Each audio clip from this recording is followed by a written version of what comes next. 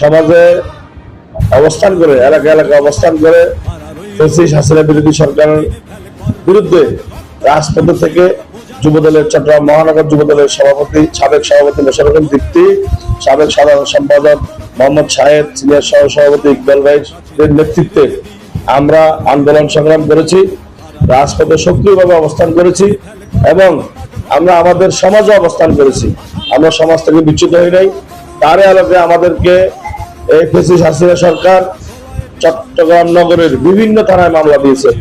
আমি চট্টগ্রাম মহানগর যুবদলের সাবেক যুগ্ম সম্পাদক, আমাকে 16টা মামলা দেওয়া হয়েছে এবং আমাকে এমনভাবে একটা মামলা দেওয়া হয়েছে যেটাতে আমাদের কেন্দ্রীয় নেতৃবৃন্দরা জানেন, মহানগরের নেতৃবৃন্দরা জানেন, আমাকে একটা মানব পাচারের মামলা দেওয়া হয়েছে আমাদের অত্র এলাকার মসজিদকে কেন্দ্র করে।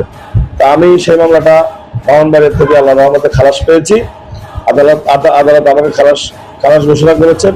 সুতরাং আমরা বলবো, আমরা যারা দীর্ঘদিন আন্দোলন সংগ্রাম করেছি, মিথ্যা মামলায় কারাবরণ করেছি, নির্যাতনের শিকার হয়েছি, আমার ফ্যামিলিতে নির্যাতনের শিকার হয়েছে, পুলিশি নির্যাতনের শিকার হয়েছে, ছাত্রলীগ যুবলীগ দ্বারা আমার বাড়িঘরে ভাঙচুর করা হয়েছে।